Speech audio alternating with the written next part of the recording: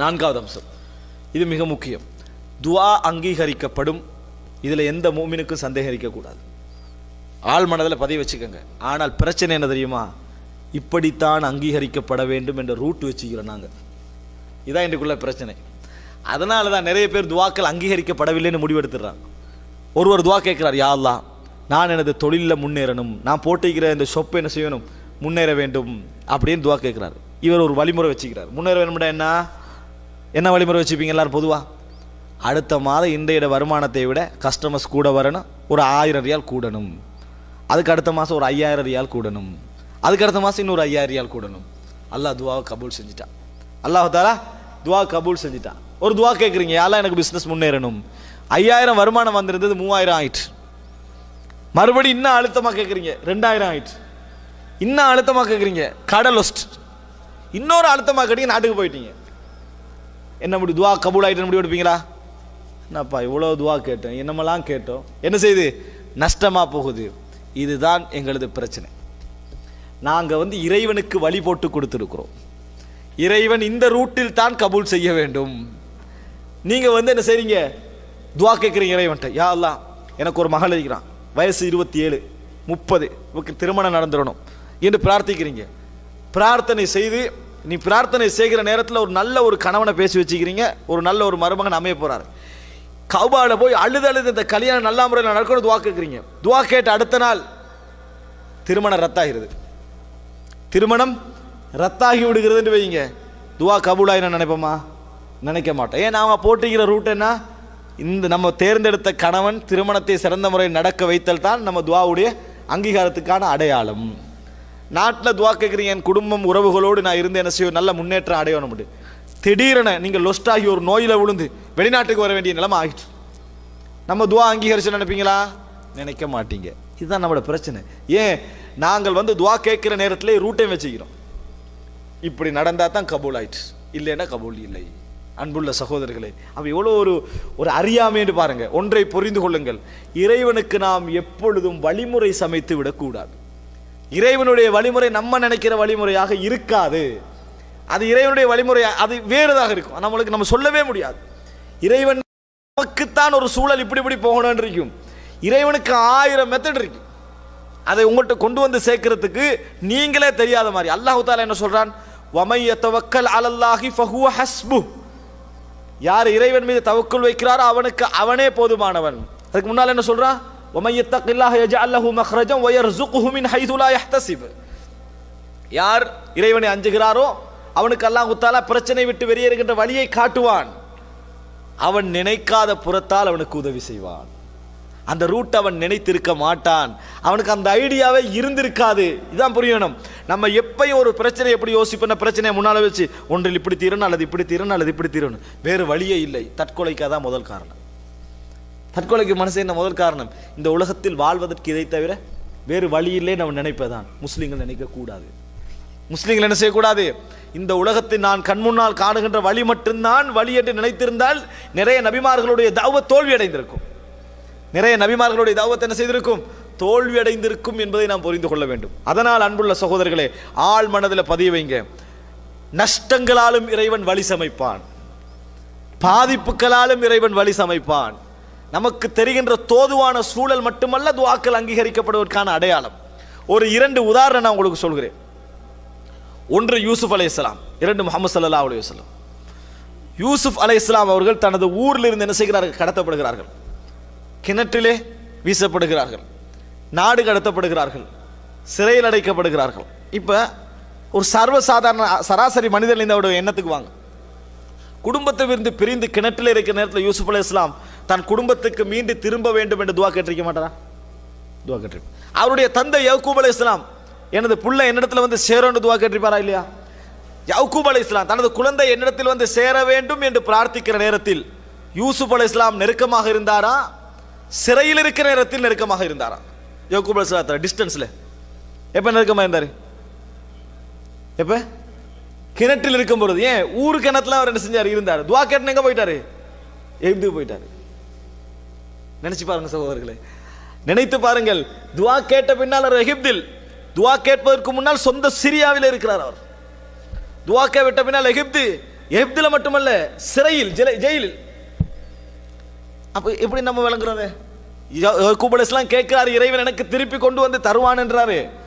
ஆனால் பல காலங்களாக பிரார்த்தித்து கண் வெள்ளை பூர்த்து விடுகிறது, குருடாகி விடுகிறார், அந்த நிலைமையாகி விடுகிறது. ஆனால் நீங்க நினைச்சு பாருங்கள் அன்புள்ள சகோதரர்கள், அவர் சொல்றாரு, நான் எனது கவலைகளை எனது கவலைகளை, எனது வேதனைகளை நான் அல்லாஹ்விடத்திலே முறையிடுகிறேன். உங்களுக்கு தெரியாதெல்லாம் எனக்கு என்னது இறைவன் புறத்தில் நான் அறிந்து வைத்திருக்கிறேன். அப்போ புரிஞ்சுக்கங்க, துவா கேட்டாரு, தூரமாகிட்டே போறான். சரி, யூசுப் அலைஹிஸ்ஸலாம் அந்த இடத்துல வாங்க, அவர் குடும்பத்துக்கு சேரணும் துவா கேட்டிருப்பாரா இல்லையா? கேட்டிருப்பாரு. அவர் துவா கேட்க கேட்க குடும்பத்தை விட்டு தூரமாகிறார், தூரமாகிட்டே வராரு. எந்த அளவுக்கு ஆகிறார்னு சொன்னால், கால ரப்பிஸ் சிஜ்னு அஹப்பு இலைய மிம்மா யதுஊனனி இலைஹி, அவர்கள் என்னை அழைப்பதை விட சிறைச்சாலை எனக்கு சிறந்தது என்று சொல்லி ஜெயிலுக்கு போற அளவுக்கு, செய்யாத ஒரு குற்றத்துக்கு சிறைச்சாலையில் பல வருட காலம் தங்குகின்ற அளவுக்கு.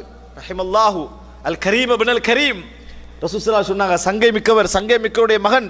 உண்மையிலேயே யூசுப் அலைஹிஸ்ஸலாம் ஜெயிலில் தங்கியிருந்த காலம் நான் தங்கியிருந்து அவரிடத்திலே அழைக்க வந்த அந்த மன்னனுடைய அழைப்பாளன் எனக்கு வந்திருந்தால் லஅஜப்து தாஇ, நான் ஓடி இருப்பேன். நாங்க ரசூல் ஸல்லல்லாஹு அலைஹி வஸல்லம் அவர்கள், அல்லாஹ் அவருக்கு ரஹமத் செய்வானாக, நான் பொறுமையாக இருந்திருக்க மாட்டேன். ஆனா யூசுப் அலைஹிஸ்ஸலாம் என்ன சொன்னாரு? நான் குற்றவாளியா, அந்த பெண்கள் குற்றவாளியா? அதை சொல்லிட்டு நான் வெளியே வரேன். நான் பொய்யை, அதாவது அந்த கெட்டவனாக வெளியே வர விரும்பவில்லை, மோசமானவனாக வெளியே வரவில்லை. சிறையில் இருக்கக்கூடிய ஒவ்வொரு நல்ல உள்ளம் படைத்தவர்களுக்கு ஒரு சிறந்த முன்மாதிரி. அல்லாஹு தாலா சிறைக்குள்ளும் அவரோட தான் இருப்பான், அல்லாஹு தாலா அங்கே இருக்கிறான். அதனால தான் அப்படின்னு சொல்கிறேன், இந்த இடத்துல நான் சொல்லிக்கொள்கிறேன், இமாம் இப்னு தைமியா அவர்கள் சிறையில் அடைக்கப்பட்ட நேரத்தில் அழகா, அவருக்கெல்லாம் ஒரு சிறை என்பது ஒரு பெரிய விஷயமாகவே இருக்கவில்லை. என்ன சொன்னார் தெரியுமா? அழகான வசனம், மா யஸ்னவு அதாஇபி அன ஜன்னதி வ புஸ்தானி ஃபி சத்ரி ஐனமா ரஹ்து ஃபஹிய மஇ இன் கதலூனி ஃபகத்லி ஷஹாதா வ இன் சஜனூனி ஃபஸஜ்னி ஹல்வா வ இன் அக்ரஜூனி ஃபஹுரூஜி சியாஹா. இமாம் இப்னு தைமியா சொன்னார், மா யஸ்னவு அதாஇபி, எனது எதிரிகள் என்ன செய்து விடலாம், எனது எதிரிகள் என்ன செய்து விடலாம். என்னை சிறையில் அடைத்தால் நான் இறைவனுடன் தனிமைப்படுகிறேன், என்னை விரட்டி அடித்தால் என் இறைவனின் பாதையை நான் அலைகிறேன், என்னை கொன்றால் நான் இறைவனின் பாதையில் கொல்லப்படுகிறேன். என்ன எனக்கு தீங்கு? என்னை எதுவும் செய்ய முடியாது, சொர்க்கமும் இறைவனின் பூந்தோட்டமும் எனது உள்ளத்தில் இருக்கிறது என்று சொன்னார். அன்புள்ள சகோதரிகளே, இது இந்த இடத்துல என்ன ஞாபகப்படுத்திக் கொண்டதற்கு காரணம் இறைவனது நம்பிக்கை. நீங்கள் எந்த பாதிப்பு வந்தாலும் இருக்கும். யூசுப் அலைஹிஸ்ஸலாம் அங்கேயும் துவா கேட்கிறாரு. அன்புள்ள சகோதரர்களே, ஆனால் இறைவன் கருணையானவன். ஒன்றை புரிந்து கொள்ள, நம்ம கேட்கிற துவாவுக்கு எதிராக நடக்கும். மன்னர் காணுகின்ற கனவுக்கும் ஜெயிலில் இருக்கக்கூடிய ஒரு கைதிக்கும் எந்த சம்பந்தம் இல்லை. ஆனால் இறைவன் நினைத்தால் அதை அப்படியே ஒழுங்குபடுத்துவான். அந்த நாட்டுடைய பஞ்சத்துக்கும் யூசுப் அலைஹிஸ்ஸலாம் குடும்பத்தோடு சேருவதற்கும் எந்த சம்பந்தமும் இல்லை. இறைவன் நினைத்தால் கோடு வரைவான். அன்புள்ள சகோதரர்களை, இறைவன் ஏற்படுத்துவான். ஒரு நாட்டில் ஏற்படுகின்ற பஞ்சம் யூசுப் அலைஹிஸ்ஸலாத்தின் விடுதலைக்கு காரணமாக அமைந்தது, சம்பந்தம் இல்லை. ஒரு நாட்டில் ஏற்படுகின்ற ஒரு மன்னன் கண்ட கனவு விடுதலைக்கு காரணமாக அமைகிறது, சம்பந்தம் இல்லை. அது இறைவனது கையிலே உள்ள விஷயம். அதனால் இறைவனுக்கு நீங்கள் வழிமுறை சமைக்க வேண்டாம். நீங்க நினைச்சு பாருங்க, இன்றைக்கு நாம் வாழுகின்ற சில பொழுது நல்ல வாழ்க்கைக்கு பின்னால் நஷ்டங்கள் நிறைய இருக்கும். நாம் எங்கேயோ விட்ட பிழை நம்ம இன்றைக்கு நலவில் இருப்பதற்கு காரணமாக இருக்கும். நம்ம எங்கே விட்ட ஒரு நஷ்டம் நம்ம எங்கேயோ கொண்டு வந்து விட்டிருப்போம். நம்ம எதிலேயோ ஒரு தோல்வி அடைந்து அப்படியே மனவிரக்தி அடைந்திருப்போம். இன்றைய சந்தோஷத்துக்கு அது அடிப்படை காரணமாக அமைந்திருக்கும். அப்படியெல்லாம் இருக்கக்குள்ள ஏன் கடந்த காலத்தை மட்டும் அப்படி நினைக்கிறீங்க? நம்ம இவ்வளவு நாளும் இறைவன்கிட்ட கேட்டது கிடைச்சுதா இல்லையா? கேட்டது கிடைச்சது, அதனாலதான் இருக்கிறோம். இதுக்கு முன்னால கேட்க போறது மட்டும் கிடைக்காது என்று நினைக்கிறோம். அப்ப இறைவன் வழிமுறைகளை சமைப்பாண்டு புரிந்து கொள்ளுங்கள். ஒரு உதாரணம், யூசுப் அலைஹிஸ்ஸலாம் அல்லாஹ் தஆலா அமைச்சராக்கி குடும்பத்தை கொண்டு வந்து சேர்க்கிறான். யூசுப் அலைஹிஸ்ஸலாம் கேட்டது குடும்பத்தோடு சேர்வதைத்தான் அல்லாஹ் தஆலா நிறைவேற்றி வைத்தது. அவர் வாழ்க்கையோட அந்தஸ்தையும் கொடுத்து குடும்பத்தை கௌரவமான நிலையிலும் பார்க்க வைத்து உறவினர் யாரெல்லாம் ஜெயிலுக்கு காரணமாக இருந்தார்களோ அவர்களை பணிய வைத்தான் அல்லாஹ் தஆலா. அல்லாஹ் தஆலா என்ன செஞ்சா? பணிய வைத்தான். ஆனா அந்த நேரத்தில் யூசுப் அலைஹிஸ்ஸலாம் என்ன சொன்னார்? உங்கள் மீது எந்த குற்றமும் கிடையாது, உங்கள் மீது எந்த, அவர் அவங்கள பத்தி ஒன்றும் நினைக்கவே இல்லை, நீ எல்லாம் ஒரு பொருட்டே இல்லை, உங்களுக்காக நான் சௌஃப அஸ்தக்ஃபிரு லக்கும் ரப்பி, எனது இறைவனிடத்தை நான் உங்களுக்காக பாவ மன்னிப்பு தேடுகிறேன். அப்படி என்ன செஞ்சாரு? கேட்டார். ஆக அன்புள்ள சகோதரர்களே, மனதிலே பதிய வைத்துக் கொள்ள வேண்டிய மிக முக்கியமான விஷயம். இரண்டாவது உதாரணம், அலைக்கும் அஸ்ஸலாம், ரசூலுல்லாஹி ஸல்லல்லாஹு அலைஹி வஸல்லம் அவருடைய இரண்டாவது உதாரணம். என்ன உதாரணம்? ரசூல் ஸல்லல்லாஹு அலைஹி வஸல்லம் அவர்கள் சுஜூதிலே இருந்து கொண்டிருக்கிறார்கள். என்ன செய்யறாங்க? குடலை கொட்டி நாற்றம் அடிக்கின்ற அளவுக்கு ரசூல் ஸல்லல்லாஹு அலைஹி வஸல்லம் அவர்களை அநியாயப்படுத்துகிறார்கள். ஃபாத்திமா ரலியல்லாஹு அன்ஹா ஓடி வந்து அவைகளை அகற்றிவிட்டு இப்படி செய்றீங்களே என்று வேதனையாக ஏசுகிறார்கள். ரசூல் ஸல்லல்லாஹு அலைஹி வஸல்லம் எழுப்பினார்கள், யா அல்லாஹ் அபூஜஹல், அதே போல் என்ன, அதாவது உத்துபா, ஷைபா போன்றவர்களுக்கு எதிராக ரசூல் ஸல்லல்லாஹு அலைஹி வஸல்லம் துஆ கேட்டார்கள். அன்புள்ள சகோதரர்களே, ஊரில் உங்களுக்கு ஒரு அவமானம் இழைக்கிறார், உங்களை அசிங்கப்படுத்துகிறார், நீங்கள் அவருக்கு எதிராக துஆ கேட்குறீங்க. துஆ கேட்டு 1 வருடம் 2 வருடம் 3 வருடம் 8 10 வருடம் எதிர்பார்க்கிறீர்கள். எதிர்பார்த்த பின்னால் ஊரை விட்டு ஊர் மக்கள் உங்களை வெளியே அனுப்புகிறார்கள். கபூல் செய்த நினைப்பீர்களா, கபூல் செய்யவில்லை நினைப்பீர்களா? அட, இவ்வளோ நாள் எதிர்பார்த்த பின்னால் இன்னொரு அவமானம் வருதுன்னு நினைப்பீங்க. ரசூலுல்லாஹி ஸல்லல்லாஹு அலைஹி வஸல்லம் பிரார்த்தனைக்கு பின்னால் ஊரை விட்டு வெளியேற்றப்படுறாங்க. அது 10 வருடங்களுக்கு பின்னால, நீண்ட கால விஷயங்களும் அவமானத்துக்கு பின்னால உதவி யாரோட கரம் ஓங்கிட்டே போகுது? எதிரிகளுடைய கரம். ரசூலுல்லாஹ் வெளியேற்றப்படுகிறார்கள். அப்ப ரசூல் ஸல்லல்லாஹு நம்ம தோதுவான சூழ்நிலை என்ன? துஆ கேட்டா அவர்கள் அழிந்திருக்க வேண்டும், அல்ல அவர்களுக்கு நஷ்டம் வரும். ஆனால் அவர்களுடைய கையோங்குகிறது. இறைவனது வழிமுறை வேறு, சுன்னத்துல்லாஹ், அல்லாஹ்வுடைய வழிமுறை. அல்லாஹ்வுடைய வழிமுறை நம்ம நினைக்கிற மாதிரியே இருக்காது. அதனால வழிமுறையை நீங்க யோசிக்க வேணாம். துஆ கேளுங்க, நஷ்டத்தையும் எதிர்பாருங்கள், இழப்பையும் எதிர்பாருங்கள், எல்லாத்தையும் எதிர்பாருங்க. அல்லாஹ் அதுல உங்களுக்கு வழியை சமைப்பான். அது இறைவனுக்கே உரிய ஒரு வழிமுறை. அன்புள்ள சகோதரர்களே, மதீனாவுக்கு போனார்கள். பத்ர் யுத்தத்துடைய இரவு ரசூல் ஸல்லல்லாஹு அலைஹி வஸல்லம் கோடு வரைந்தார்கள். இந்த இடத்தில் அபூஜஹல், இந்த இடத்தில் உத்பா, இந்த இடத்தில் ஷைபா. ரசூல் ஸல்லல்லாஹு அலைஹி வஸல்லம் அவர்களுக்கு இறைவன் உதவி செய்கிற நேரத்தில் அவர் அவமானப்பட்ட நிலையில் உதவி செய்ய விரும்பவில்லை. அவரை கௌரவப்படுத்தினான், அவரை வைக்க வேண்டிய இடத்தில் வைத்தான், வைத்து உதவியை செய்தான். அல்லாஹ் தஆலா எதற்காக நம்முடைய கஷ்டங்களை பிற்படுத்துகிறானோ அதில் பெரிய நன்மை இருக்கும், பெரிய எதிர்பார்ப்புகள் இருக்கும், அதில் தான் ஆறுதல் இருக்கும். உலகத்தில் எவரும் அதை வழங்க முடியாத நம்பிக்கை நம்மளுக்கு வர வேண்டும் சகோதரர்களே. அன்புள்ள சகோதரர்களே, அதே இடத்திலே அத்தனை பேரும் மரணித்திருந்தார்கள் என்ற செய்தியை நம்ம என்ன செய்கிறோம், பார்க்கிறோம். இந்த நம்பிக்கை மட்டும் இருந்தோம்டா சகோதரர்களே, நம்ம ஆறுதல் உள்ள அழகான வாழ்க்கை வாழுவோம், விரக்தி அடைய மாட்டோம். இறைவனுடைய எல்லா நஷ்டங்களையும் நம்ம ஒரு நலவை என்ன செய்ய எதிர்பார்ப்போம். அல்லாஹ் தஆலா சொல்றான், நீங்கள் ஒரு விஷயத்தை வெறுக்கலாம், அதில் அல்லாஹ் உங்களுக்கு கைரை ஏற்படுத்தி இருப்பான். ஒரு விஷயத்தை நீங்கள் விரும்பலாம், அதில் உங்களுக்கு நஷ்டத்தை அல்லாஹ் தஆலா என்ன செய்திருப்பான், ஏற்படுத்தி இருப்பான். அல்லாஹ் தஆலா தான் மிகவும் அறிந்தவன் என்று சொல்கிறான். ஆக அன்புள்ள சகோதரர்களே, இந்த விஷயத்தை மனதிலே பதிய வைத்து நாம் இயன்ற அளவுக்கு அல்லாஹ் ரப்புல் ஆலமீனிடத்திலே பிரார்த்திக்கக்கூடியவர்களாக மாற வேண்டும்.